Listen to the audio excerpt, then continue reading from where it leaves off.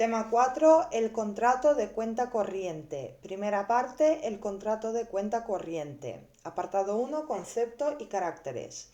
La cuenta corriente es un contrato bilateral en cuya virtud dos personas de los que dimanan créditos recíprocos establecen su inexigibilidad separada sustituyéndola por un sistema de compensación automático con liquidaciones periódicas y consiguiente fijación de saldo, acreedor para uno y deudor para otro. Su objeto es que los créditos se anoten en la cuenta, los cuales conforman las remesas y tienen carácter pecuniario patrimonial. La tipología de créditos que será llevada a la cuenta queda al arbitrio de las partes, pudiendo pactarse de forma expresa la anotación de todos los créditos que emanan de cualquier operación o únicamente de alguna de ellas. En ausencia de pacto expreso o tácito deberían considerarse adscritos a la cuenta todos los créditos y pagos derivados de las relaciones negociales básicas, sin que ello suponga la imposición a los cuentacorrientistas de una obligación de generar créditos para incluirlos en la cuenta, sino la de anotar en la misma aquellos que efectivamente se generen. Es opinión generalizada que solo son anotables los créditos derivados de prestaciones dinerarias o valorables en dinero, susceptibles de compensación y efectuados a título de contrapartida. Algunos autores minoritarios defienden la diferenciación entre adscripción y compensación, afirmando que la adscripción implica solo el sometimiento a efectos de inclusión en la cuenta, sin que se exija la necesidad de compensación inmediata o permitiendo con ello que puedan anotarse en la cuenta corriente, por ejemplo, aquellos créditos que tienen un plazo de vencimiento superior al de la cuenta o los sometidos a condiciones suspensivas o resolutorias. La causa del contrato posee una doble dimensión. 1. La recíproca concesión de crédito entre las partes, que unas veces activará la posición del cuentacorrentista como acreedor y otras como deudor. Dichos créditos serán exigibles hasta el momento pactado y determinado en el contrato, que significa el cierre y liquidación del saldo de la cuenta corriente. Y 2. Adopción de un sistema de pagos por saldo diferenciador cómodo que evita el traspaso monetario, las liquidaciones y pagos repetidos con la oportuna y necesaria búsqueda de financiación y que proporciona seguridad, agilidad y solvencia a las continuas relaciones económicas entre los cuentacorrentistas. Es un contrato accesorio o auxiliar que se inserta en una relación contractual de mayor trascendencia, estable y de tracto continuo y con motivación económica independiente, cuya ejecución facilita y agiliza. Sus protagonistas van realizando a lo largo del tiempo y con carácter recíproco prestaciones patrimoniales. Puede que se trate de proveedores mutuos o puede que sean proveedor y cliente.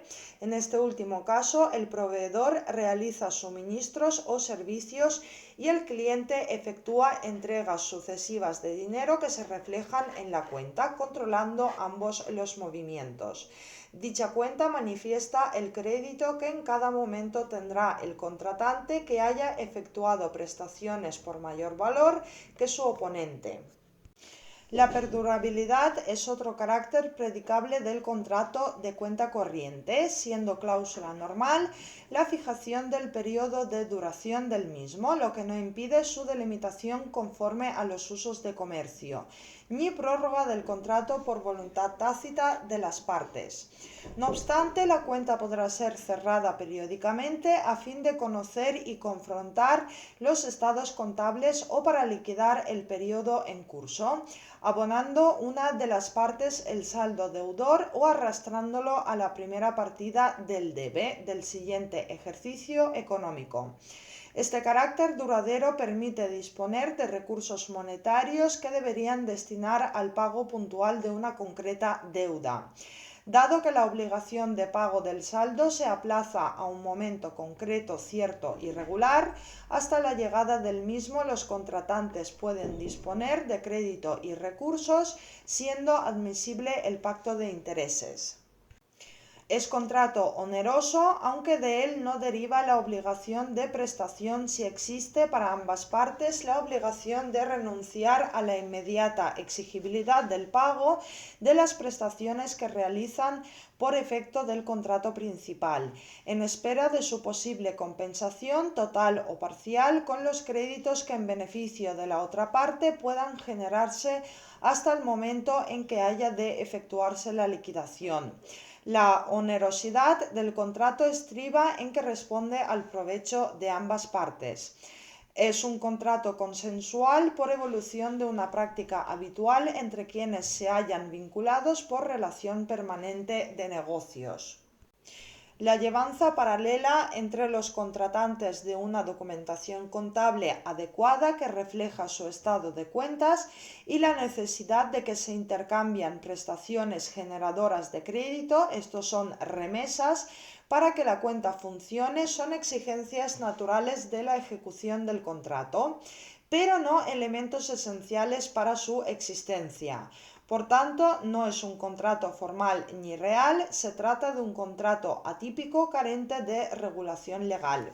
Su mercantilidad obedece a razones históricas, ya que nació de la práctica mercantil de la Edad Moderna y como derivación de la generalización de las técnicas de contabilidad por partida doble que datan de aquella época y que adoptaron en primer término los comerciantes italianos del momento, pero también de tener en el ámbito del comercio y en las relaciones recíprocas de clientela su campo de aplicación más natural. En todo caso, en los viejos intentos de clasificación de los actos de comercio, habría de considerarse como acto mercantil por accesión o subordinación, es decir, porque sea la relación principal a la que se adhiere. Apartado 2. Función económica y diferencia con figuras afines. Se trata de evitar un flujo continuo y recíproco de fondos monetarios entre personas que están en permanente relación de negocios, por efecto de los cuales quien asume el papel de acreedor en una de ellas puede desempeñar el de deudor en cualquiera de las sucesivas y a la inversa. Para alcanzar este objetivo, el trasiego de dinero se sustituye por una anotación en cuenta en espera de que otro movimiento de signo contrario cancele o reduzca el montante del anterior. Mediante el oportuno pacto y para evitar situaciones de desequilibrio, puede también establecerse que los saldos devenguen intereses a cargo de quien sea deudor en cada momento, incorporando a aquellos el importe de estos. Se logra economía de tiempo y de numerario, así como un aumento de la productividad de los capitales puestos en circulación entre las partes, ya que durante el tiempo que permanece vigente el contrato, cada uno de los cuentacorrentistas dispone de los valores recibidos como si fueran propios. Además, se simplifica la satisfacción de los créditos al lograrse la misma mediante un único crédito fijado al cierre de la cuenta y materializado en el saldo de la misma.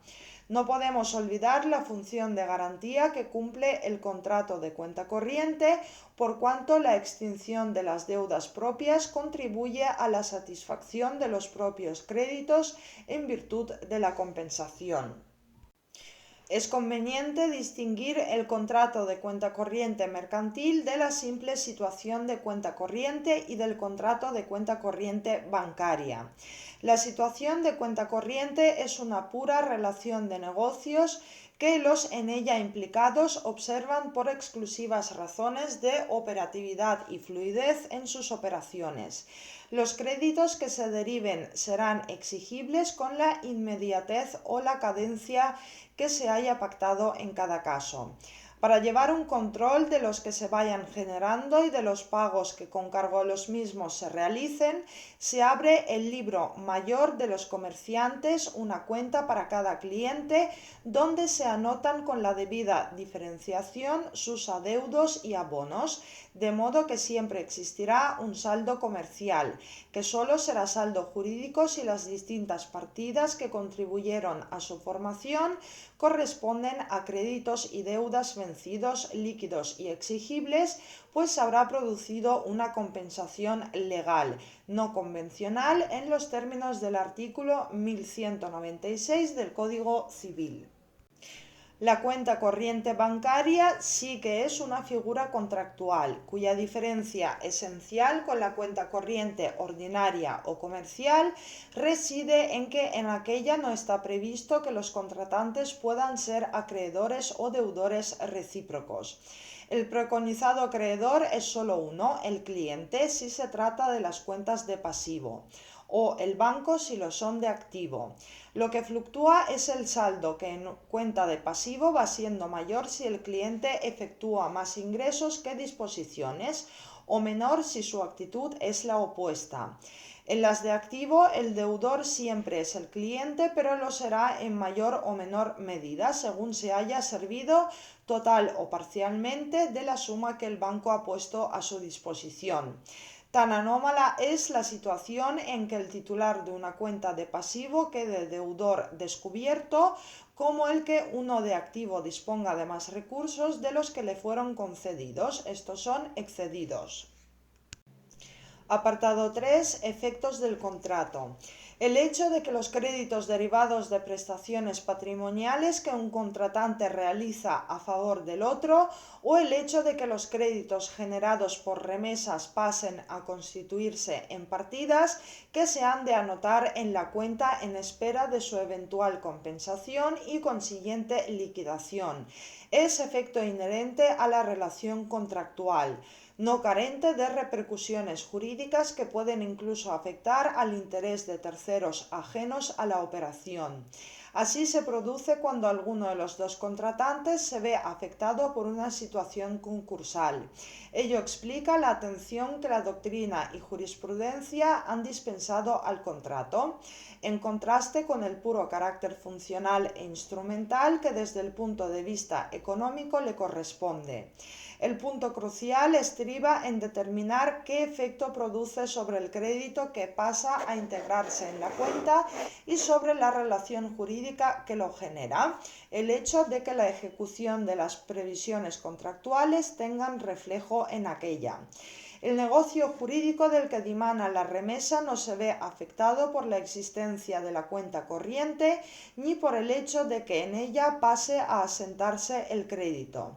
La anotación del crédito en la cuenta no equivale a conformidad con la prestación de la que se deriva. Si ésta nace, por ejemplo, de la entrega de mercancía en una compraventa y dentro del término establecido para reclamar por los vicios o defectos ocultos, se advierta la presencia de estos, el comprador podría pretender la práctica en la cuenta de un contraasiento o la retrocesión del que se realizó en su momento. En definitiva, la inclusión de un crédito en la cuenta corriente no significa el cierre de los mecanismos de autotutela del crédito y de la relación jurídica subyacente. Toda relación crediticia entre las partes es susceptible de estar sometida a controversia e incluso puede anularse el asiento o tal controversia puede generar una remesa de signo contrario. Ahora bien, lo impugnable será la relación contractual o la prestación de la que deriva la remesa, no la remesa misma, que será exigible en los términos del propio contrato de cuenta corriente. Por lo que se refiere al crédito, su reflejo en la cuenta no representa una extinción novatoria del mismo. El crédito derivado de la remesa, la consiguiente obligación de atenderlo subsisten en su pura y genuina naturaleza. Lo único que se ha alterado es su exigibilidad, que queda sujeta a la condición de que desde la fecha de su inclusión en la cuenta hasta la próxima liquidación de la misma no se produzca una relación crediticia de signo opuesto entre los mismos protagonistas, que los cancele en ese momento por compensación. Novación y compensación son dos medios de extinción de las obligaciones que no deben confundirse. Si se admite como correcta esta construcción del fenómeno, habremos de concluir que el supuesto de insolvencia declarada de cualquiera de los contratantes solo puede representar un anticipo del movimiento de liquidación de la cuenta, con la consiguiente exigibilidad del saldo si es a favor del concurso, o su inclusión en la masa pasiva si al momento de declaración de insolvencia era a favor de la parte in bonis. Conforme al Real Decreto Legislativo 1/2020, no procederá la compensación de créditos y deudas del concursado a partir de la declaración del concurso. El anterior planteamiento no es uniformemente seguido por nuestra doctrina y jurisprudencia. Se puede considerar que antes de la declaración del concurso se habrán extinguido los créditos por operar la compensación de forma automática. De esta forma, los créditos se compensarán automáticamente en el momento en el que se asientan, por lo que la compensación sería oponible al concursado al haberse producido ex ante a la apertura del procedimiento concursal. Sin embargo, en opinión del manual, los créditos que se insertan en un contrato de cuenta corriente no son exigibles sino hasta el momento de liquidación de la cuenta, momento en el que se compensan entre sí y se produce la novación por el saldo de liquidación. No habiéndose producido la compensación preconcursal, no cabe concluir que la liquidación se producirá y que acrecerá la masa activa o pasiva, sino que podrá verse afectado por la prohibición concursal de la compensación. Apartado 4. Liquidación de la cuenta y extinción del contrato. Es de esencia a la cuenta corriente el ser un contrato de tracto continuo llamado a prolongarse en el tiempo. Suele ser frecuente que los contratantes realicen la periódica comprobación de sus respectivos apuntes y el ajuste del saldo. No se trata de una labor secundaria por cuanto son frecuentes las duplicaciones de asientos, la omisión de otros o la inclusión por importes distintos en los apuntes contables que cada parte efectúa. En cualquier caso, producido el acuerdo, el saldo resultante será objeto de cancelación mediante un pago único o pasará a integrar la primera partida de nuevo periodo, sea por su total importe o por una parte del mismo, abonando el resto.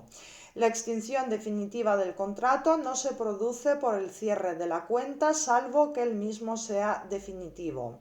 No suele venir precedida de pacto expreso y de propósito, coincidiendo normalmente con el cese de las relaciones comerciales que dieron lugar a su nacimiento o con la desaparición de alguna de sus componentes, sea por cese en la actividad o por la declaración de insolvencia.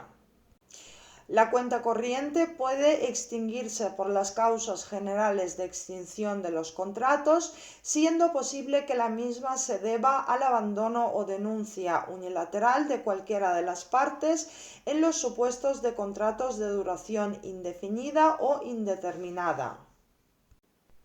Segunda parte, el contrato de cash pooling o gestión centralizada de tesorería. Apartado 1. Concepto, caracteres, función económica y naturaleza jurídica. El cash pooling, cash management o contrato de gestión centralizada de tesorería es un contrato atípico, legal, jurisprudencial y doctrinalmente, pero típico en la práctica de las empresas con delegaciones descentralizadas y sobre todo de los grupos societarios. Las sociedades que son participantes acuerdan la gestión por una de ellas, que son sociedades pooler, de una cuenta corriente bancaria centralizada, con el objetivo de coordinar la estrategia financiera común marcada por la dirección unitaria y de lograr además el ahorro de los costes que pueden generarse por las necesidades de financiación externa. Se crea un sistema de caja única que permite gestionar los ingresos y los pagos centralizados para todas las sociedades del grupo, sin perjuicio de fijar los saldos finales demandantes de las obligaciones reales asumidas por cada persona jurídica individualmente considerada. No se pretende el mero otorgamiento de financiación a las sociedades filiales, sino optimizar la gestión de tesorería del grupo.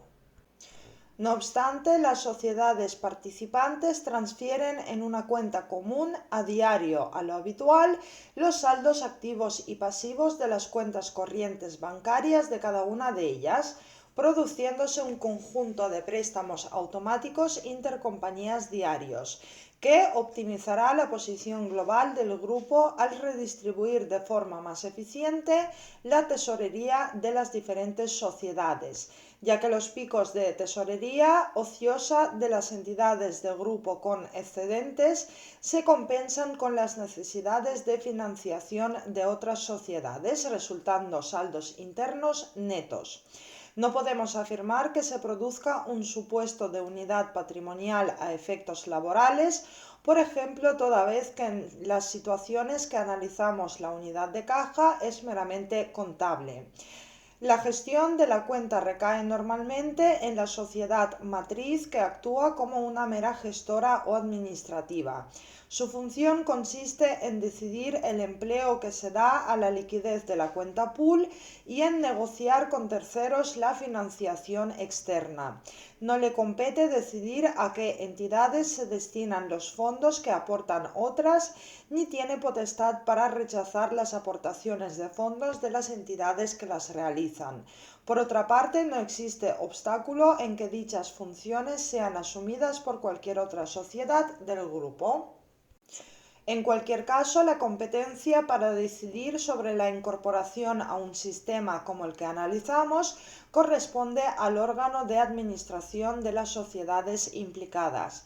Si atendemos a lo expuesto, parece que del recurso al pacto de cash pooling solo se derivan ventajas. Es más, que dichas ventajas serán mayores cuanto más centralizado sea el sistema.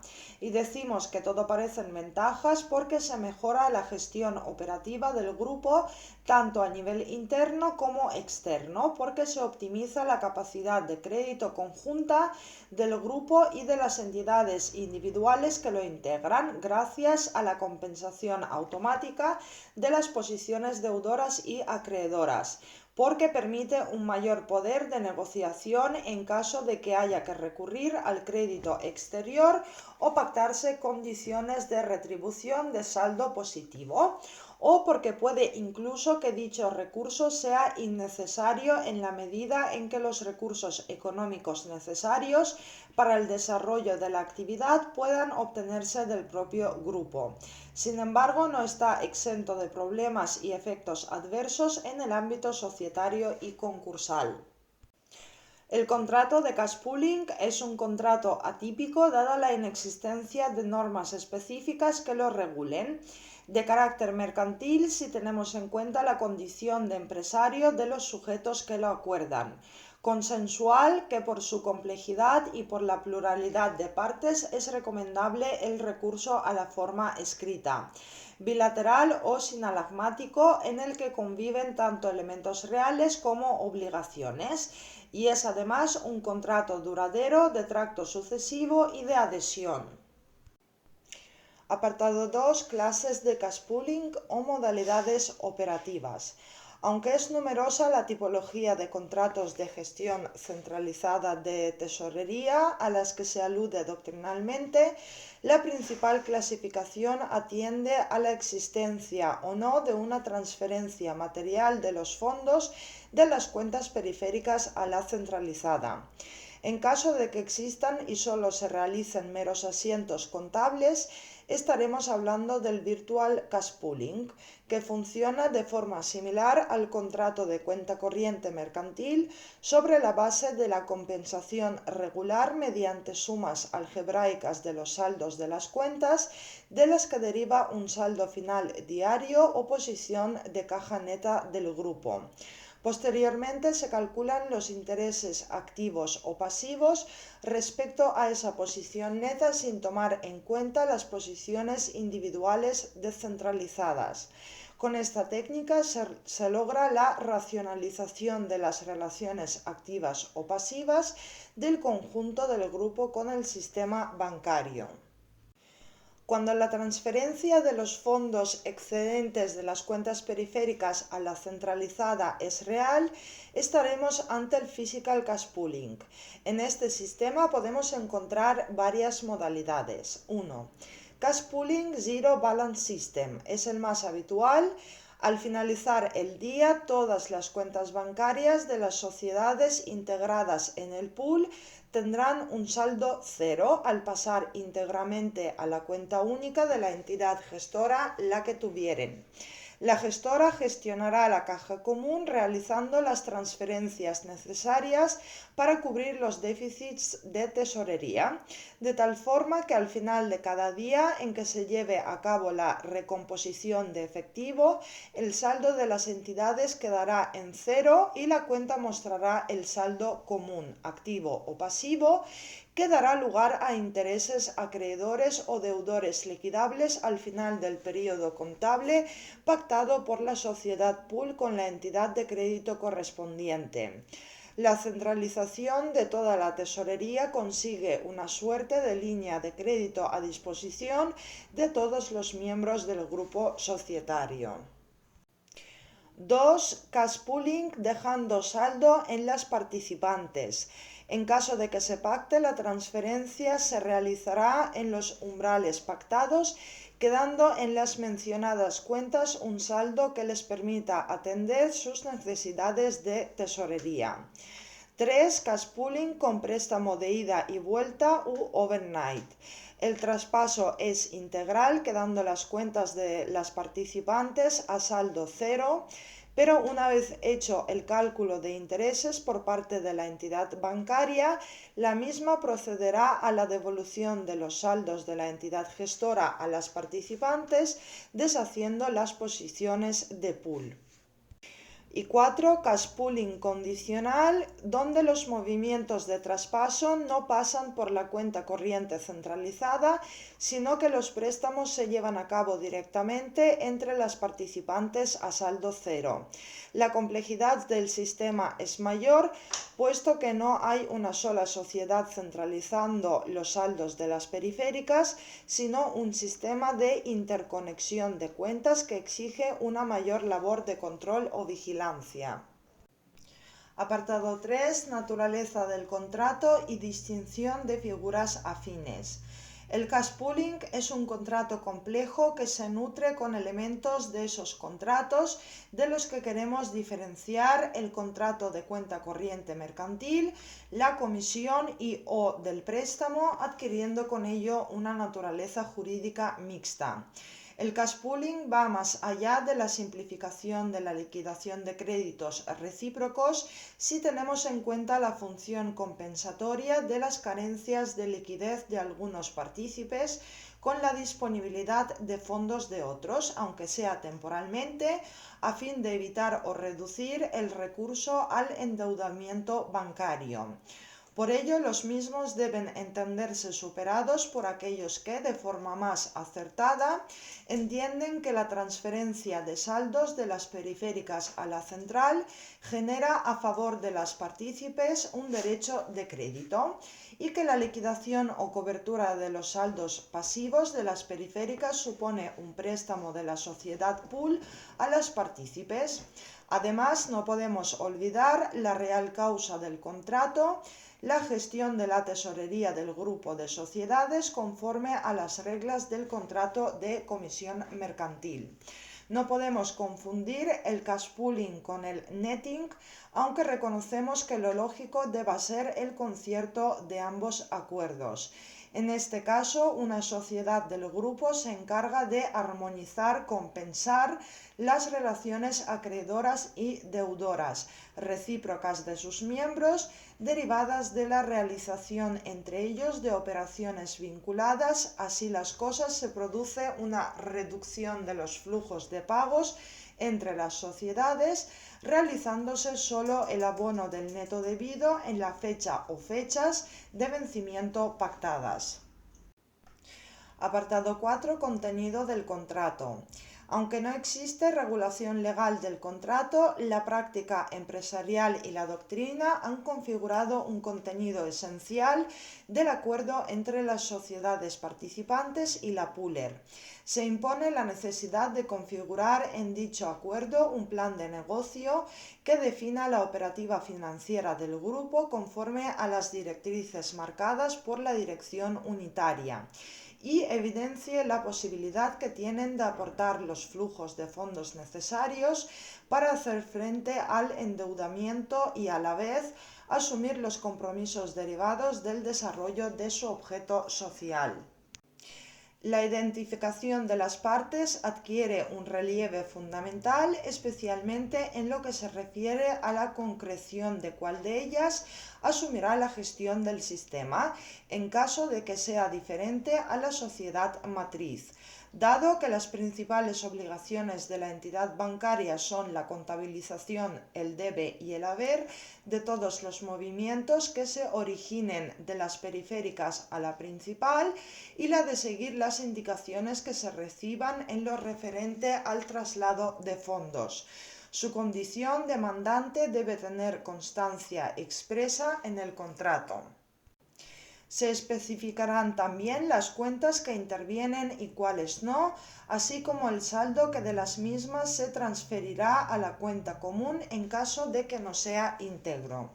Las sociedades participantes han debido notificar a su entidad bancaria el concierto del contrato con orden expresa de transferencia de los fondos, conforme a la periodicidad que se pacte en el contrato.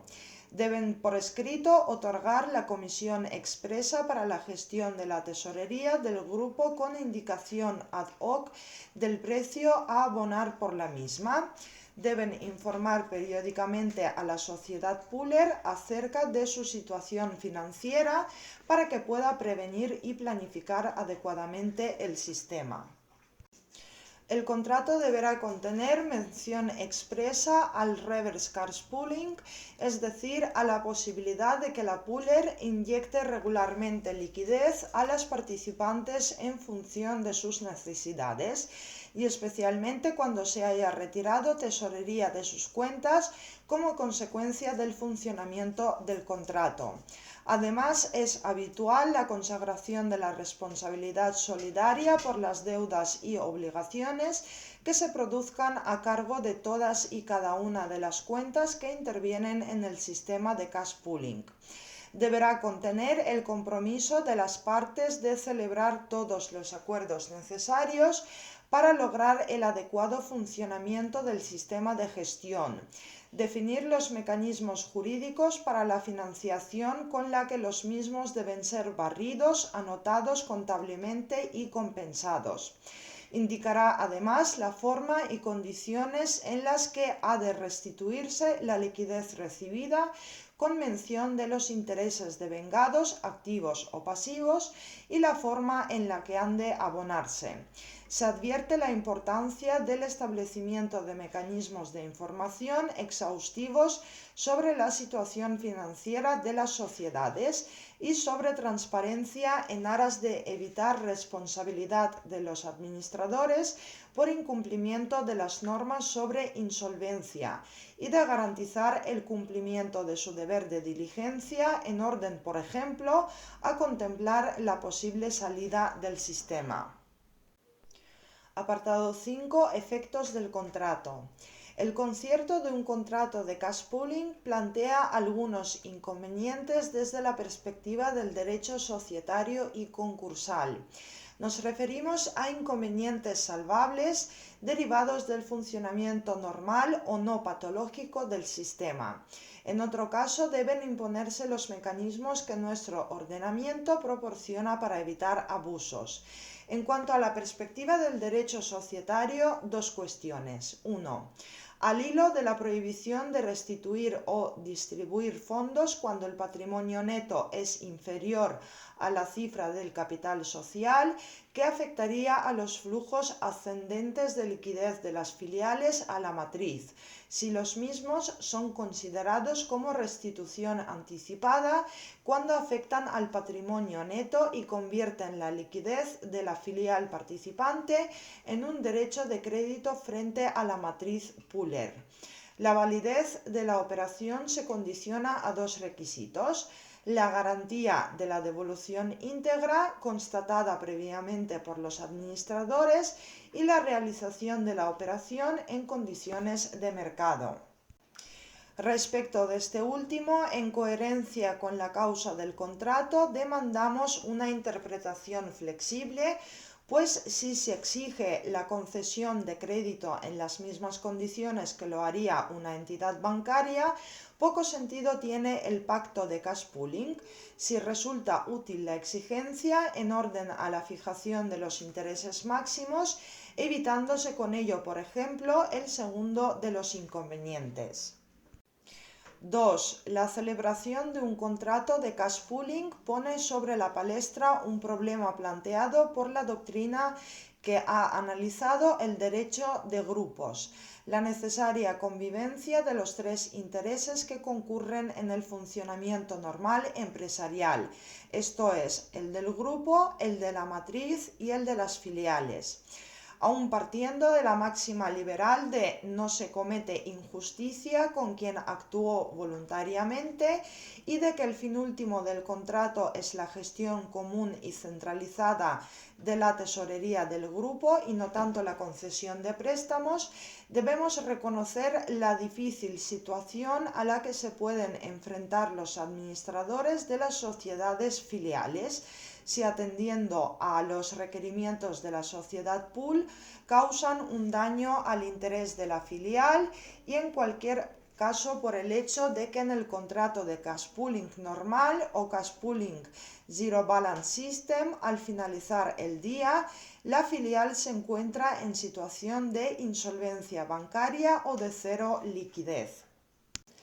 El acuerdo adoptado permitiendo la celebración del contrato de cash pooling e incluso encomendando su ejecución al órgano de la administración será difícilmente impugnable si partimos de la inexistencia de daño al interés social cuando se compensan adecuadamente los menoscabos que éste pueda sufrir por el sometimiento a las directrices unitarias. Desde la perspectiva concursal, tres cuestiones. 1. El tratamiento de la compensación convencional entre los flujos de liquidez entre pooler y participantes. A tal fin, el mecanismo jurídico conforme al que se realiza por la entidad pooler la contabilización y compensación de los flujos periódicos de financiación ascendente y descendente es la cuenta corriente mercantil, por lo que nos remitimos a las consideraciones sobre exigibilidad de los créditos y compensación de los mismos en el supuesto de que una de las partes sea declarada en concurso de acreedores. 2. El tratamiento como créditos subordinados deben recibir los flujos entre la sociedad concursada y la pooler que no hayan sido compensados dada la vinculación existente entre ellas. Y 3. Acción de reintegración por considerar que las compensaciones efectuadas por la concursada en virtud del contrato cash pooling son perjudiciales para la masa y ha sido resuelta por la sentencia 122/2022 del Juzgado de lo Mercantil, condicionando su apreciación a la concurrencia de los requisitos legales y jurisprudenciales de perjuicio y no a la mera existencia de contrato que analizamos. Y terminamos el tema con el apartado 6, extinción del contrato. El contrato de cash pooling es como norma general un contrato de duración indefinida, constituyendo este particular mención ineludible del mismo.